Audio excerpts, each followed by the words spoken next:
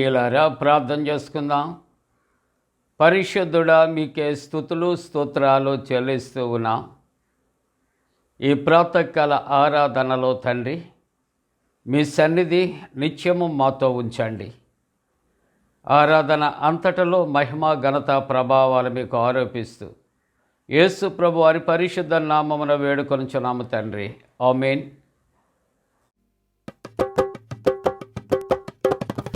ఆశ్చర్యమైన ప్రేమ, కల్వరిలోని ప్రేమ, మరణము కంటే బలమైన ప్రేమది, నన్ను జయించే నీ ప్రేమ. మరణము కంటే బలమైన ప్రేమది, నన్ను జయించే నీ ప్రేమ. ఆశ్చర్యమైన ప్రేమ, పరమును వీడిన ప్రేమ, ధరలో పాపిని వెదకిన ప్రేమ. పరమును వీడిన ప్రేమ, ధరలో పాపిని వెదకిన ప్రేమ. నన్ను కరుణించి ఆదరించి సేదదీచి నిత్య జీవమిచ్చే. నన్ను కరుణించి ఆదరించి సేదదీచి నిత్య జీవమిచ్చే. ఆశ్చర్యమైన ప్రేమ, పావన యేసుని ప్రేమ, సిలువలో పాపిని మోసిన ప్రేమ. పావన యేసుని ప్రేమ, సిలువలో పాపిని మోసిన ప్రేమ. నాకై మరణించి జీవమిచ్చి జయమిచ్చి తన మహిమనిచ్చే. నాకై మరణించి జీవమిచ్చి జయమిచ్చి తన మహిమనిచ్చే. ఆశ్చర్యమైన ప్రేమ. ప్రియులారా, ప్రభు పేరట మీకు శుభాలు. జన్మదినాలు, వివాహ దినాలు జరుపుకుంటున్న కుటుంబాలకు యేసుక్రీస్తు ప్రభువారి పరిశుద్ధ నామమున పండు friends and sisters YouTube channel ద్వారా శుభాలు తెలియజేస్తున్నాం. మీ కొరకు మేము ప్రార్థన చేస్తూ ఉన్నాం. దేవుడు మిమ్మలను దీవించునుగాక. మంచిదండి. మీరంతా క్షేమంగా ఉన్నారా? ఆరోగ్యంగా ఆనందంగా ఉన్నారా? దేవునికి వందనాలు చెల్లిందాం. మరి యొక్క మండలకాల ధ్యానాలు లెంటులో 13వ దినము కొరకు ఏర్పాటు చేయబడిన పరిశుద్ధ లేఖనాన్ని కలిసి చదువుకుందాం. అందరము కూడా పరిశుద్ధ గ్రంథాలు తెరచి యోహాను సువార్త 13వ అధ్యాయం 38వ వచనాన్ని చదువుకుందాం. యోహాను సువార్త 13వ అధ్యాయం 38వ వచనాన్ని కలిసి చదువుకుందాం. యేసు, నా కొరకు నీ ప్రాణమును పెట్టుదోవా? ఆయనను ఎరుగనని నీవు ముమ్మారు చెప్పకముందు కోడి కూయదని నీతో నిశ్చయముగా చెప్పుచున్నాను నేను. ప్రియులారా, పరిశుద్ధ వాక్యాన్ని మనం చదువుకున్నాం. ఈవేళ మనకు ఇవ్వబడినటువంటి అంశము ప్రగల్భము లేక ప్రగల్భములు. ఈ మాట ఇంగ్లీష్లో బోస్టింగ్ అని రాయబడింది. ప్రగల్భాలు. ఒకరి మీద ఒకరు ప్రగల్భాలు మాట్లాడుకుంటాం. నేను అది చేస్తానో ఇది చేస్తానో అని చెప్పుకుంటాం. అంటే అసహజమైనటువంటి కార్యాలు నేను చేయగలను అని చెప్పుకునే విషయాలను ప్రగల్భాలు అని మనం చెబుతూ ఉంటాం. ఒక 10 అడుగులు గట్టిగా నడవలేనటువంటి వ్యక్తి నేను 100 అడుగులు నేను నడుస్తాను అని చెప్పటం ప్రగల్భాలు. 100కి 10 మార్కులు సంపాదించలేనటువంటి ఒక విద్యార్థి నాకు 90% వస్తుందని చెప్పటం ప్రగల్భాలు. పాస్ మార్కు రానటువంటి ఒక వ్యక్తి నేను డిస్టింక్షన్లో పాస్ అవుతాను అని చెప్పటం ప్రగల్భాలు. ఇలాగా లోకంలో చెప్పుకుంటూ పోతూ ఉంటే చాలా ఉదాహరణలు మనం చెప్పుకోవచ్చు, అందరికీ తెలిసినటువంటివి. అలాగే ఈ పరిశుద్ధ గ్రంథములో ఈవేళ ఇవ్వబడినటువంటి వాక్య భాగములో పేతురు మనకు కనిపిస్తున్నాడు. ఏ విధంగా అని ఆలోచన చేస్తే యేసు ప్రభు ముందు ప్రగల్భాలు పలుకుతూ ఉన్నాడు. యేసుక్రీస్తు ప్రభు తన అంతరంగాన్ని ఎరిగినటువంటి దేవుడుగా నీవు తప్పనిసరిగా బొంకుతావు అని చెప్పినప్పుడు నా ప్రాణము పోయినప్పటికీ కూడా నేను బొంకటం అనేది ఎరగను అని చాలా స్ట్రాంగ్ బిలీఫ్తో చెప్తూ ఉంటున్నాడు. ప్రగల్భాలు పలికినటువంటి వ్యక్తి ఏం చేయాలి అంటే అది నిలవబెట్టుకోవాలి. మన లోకంలో కొన్ని ప్రామిసెస్ చూస్తూ ఉంటాం. మనకు కలిసి ఉన్నంత కాలము కూడా కొంతమంది ఇచ్చే ఒక మంచి పిలుపు ఏమిటని ఆలోచన చేస్తే చావైనా రేవైనా మనం కలిసే ఉంటాం. ఇవి ఒకవేళ ఆ విధంగా ఆ స్నేహాన్ని బాంధవ్యాన్ని నిలవబెట్టుకుంటే ఇట్స్ ఆల్ రైట్. కానీ మనకు పార్టీ ఫిరాయింపులు ఉంటాయి. ఎక్కడ చూసినా ఏ లెవెల్లో చూసినప్పటికీ కూడా పార్టీ ఫిరాయింపులు ఉంటాయి. స్నేహాలు మార్చేస్తాం, బంధుత్వాలు మార్చేస్తాం, మనకు ఉన్న విలువలను మార్చేసుకుంటాం. అటువంటి అప్పుడు మనం ఒకరిని విడిచి ఒకరి దగ్గరికి వెళ్ళి ఆ గ్రూప్లో లేక బ్యాచెస్లో మనం కలిసిపోతూ ఉంటాం. నీవు ముందు చెప్పినటువంటి మాటలకు ఈవేళ నీవు వెళ్ళినటువంటి ఈ యొక్క ప్రయాణానికి ఏదైనా పొత్తు ఉందా అని ఆలోచన చేస్తే మనం ముందు చెప్పినటువంటి మాటలు వేరు.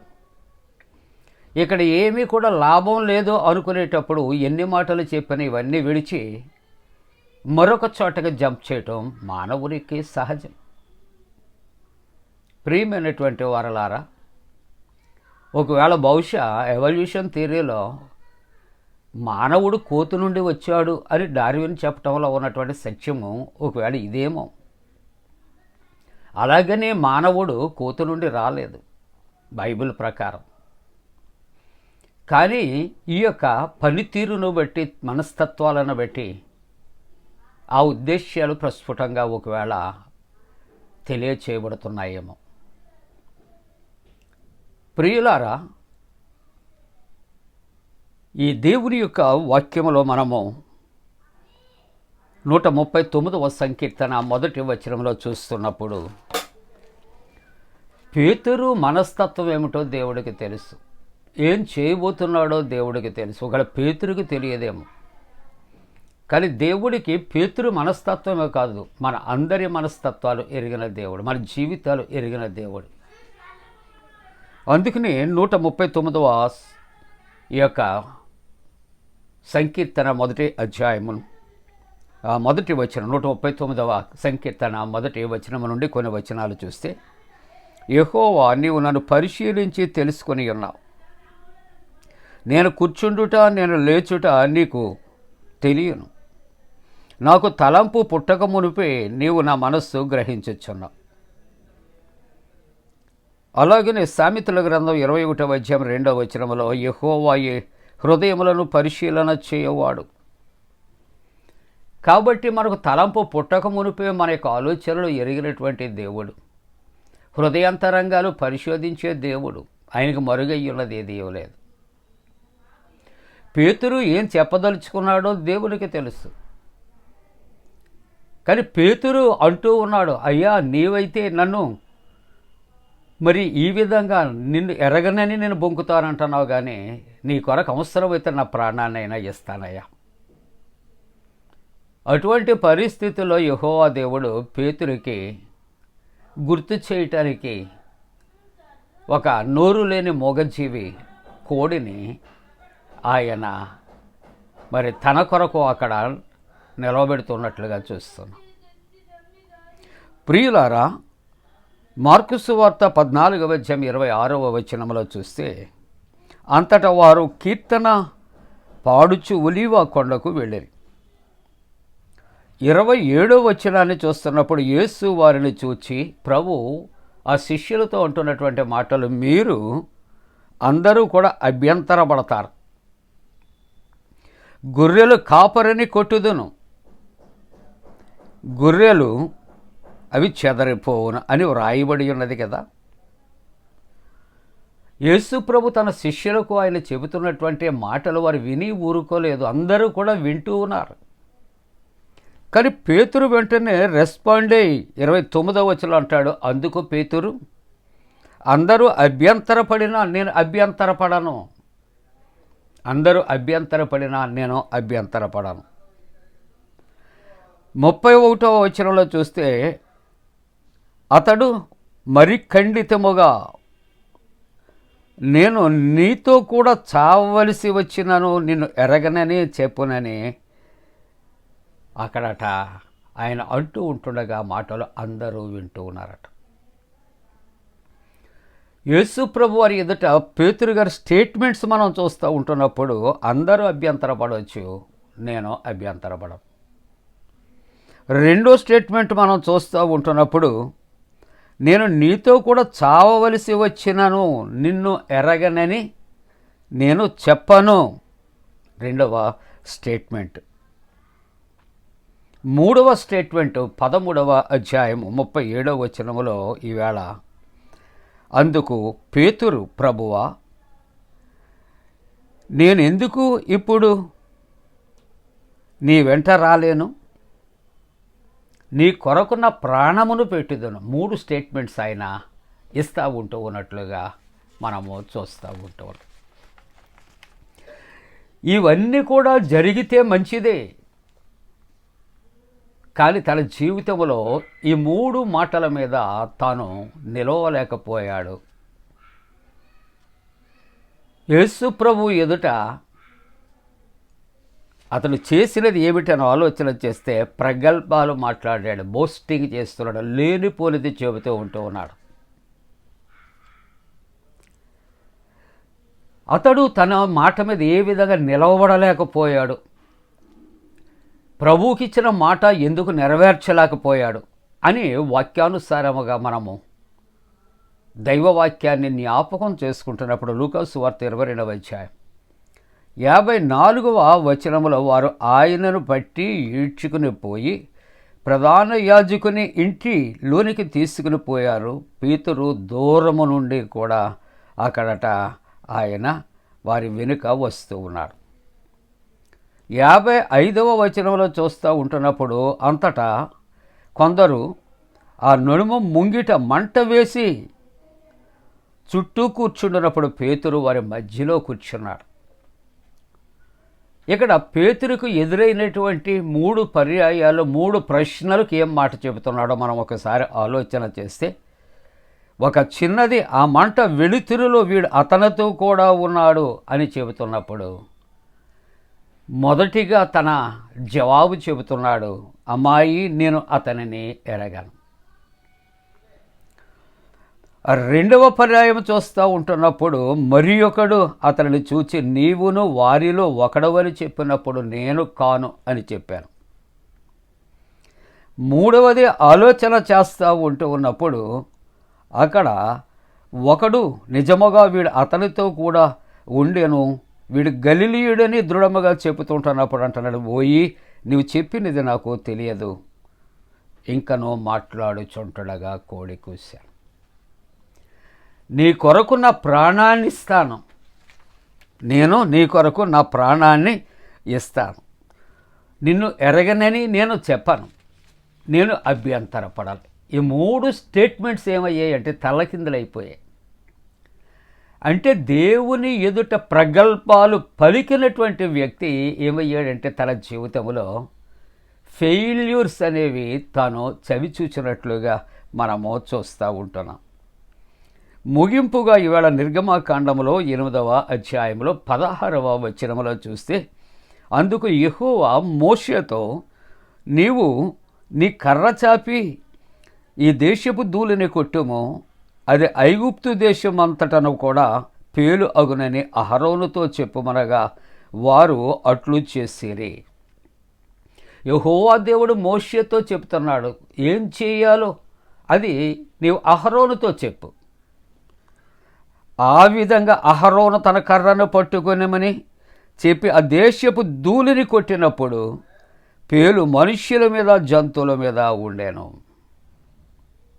అక్కడ దేవుడు ఏదైతే మోషేతో చెప్పి అహరోనుకి చెప్పమన్నాడో అదే మాట మోషే అహరోనుతో చెప్పి ఉంటుండగా, అహరోను దేవుడు చెప్పిన మాటలు మోషే ద్వారా చేసి ఉంటుండగా ఆ ధూళి పేలుగా మారినట్లు చూస్తున్నాం. 18వ వచనంలో చూస్తూ ఉంటున్నప్పుడు ఇదే కార్యాన్ని శకునగాండ్రు చేయాలని వారు ప్రయత్నాలు చేశారు. వాళ్ళు కూడా ప్రగల్భాలు పలుకుతూ ఉన్నారు, మేము కూడా అలాగే చేస్తాం, నీటిని రక్తంగా మార్చేస్తాం, ఈ కర్రను పాముగా మార్చేస్తాం, కప్పలు వీటిని మేము ఈ విధంగానే మేము రప్పిస్తాం అని ప్రగల్భాలు పలుకుతూ వాళ్ళ ఫెయిల్యూర్స్లో వాళ్ళు చెప్పిన సత్యం ఏంటంటే శకునగాండ్రు చేసిన ప్రయత్నాల వలన వారి వలన కాకపోయాను అని చెప్పి వారు అంటారు, అది యెహోవా వలన కలిగాను. శకునగాండ్రు ప్రగల్భాలు పలికి వారు ఫెయిల్ అయ్యారు. పేతురు కూడా దేవుని ఎదుట ప్రగల్భాలు పలికి అక్కడ అతడు కూడా మరి ఫెయిల్యూర్ అనేది చూసినట్లుగా చూస్తున్నాం. మన జీవితాల్లో కూడా మనమును కూడా మరి ఎటువంటి ప్రగల్భాలు పలుకోకుండా ప్రభువు కొరకు నేను అది చేస్తాను, ఇది చేస్తాను, అలాగూ చేస్తాను, ఇలాగూ చేస్తాను, నేను చేస్తాను, నేను వెళతాను, నేను ఇస్తాను, ఇటువంటివి ఇతరుల మీద చాలా రకాలైనటువంటి రీతిలో మనం చెబుతూ ఉంటాం, చేస్తూ ఉంటాం. కానీ ఇవన్నీ కూడా ప్రగల్భాలుగా మిగిలిపోతున్నాయా పేతురు వలె?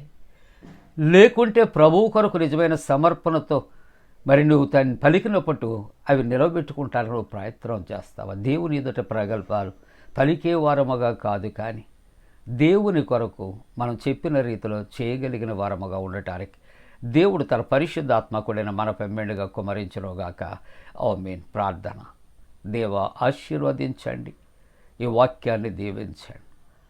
లోకములో అపవాది వలె ప్రగల్భాలు నాయన మేము పలకకుండా నాయన మీరు చెప్పిన రీతిలో చేయటానికి కృప చేయండి.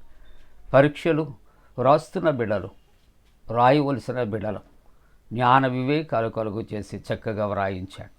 స్వస్థతలు, క్షేమము, రక్షణ కలుగు చేయండి. యేసు ప్రభు దివ్య నామమున వేడుకొనుచున్నాము తండ్రి. ఆమేన్. పరలోకమందున మా తండ్రి, నీ నామం పరిశుద్ధపరచబడనుగాక, నీ రాజ్యం వచ్చునుగాక, నీ చిత్తం పరలోకమందున వేర్చినట్టు భూమి అందు నెరవేరునుగాక. మా ఇందిన ఆహారం నేడు మా దయచే, మా ఎడల అపరాధం చేసిన వారికి క్షమించిన ప్రకారముల అపరాధము క్షమించము, శోధంలోనే తెక కీడు నుండి తప్పించము. రాజ్యము, శక్తి, మహిమ నిరంతరము నీవే ఉన్నవి. ఆమేన్. మన పరమ తండ్రి అయిన దేవుని యొక్క ప్రేమయు, ప్రభువైన యేసుక్రీస్తు ప్రభు కృపయు, పరిశుద్ధాత్మక అన్యోన్య సహవాసము ప్రాతకాల ఆరాధనలో ప్రభువుని ఆరాధిస్తున్న ప్రతి కుటుంబానికి తోడుగుండి సంరక్షించి కాపాడునుగాక. ఆమేన్.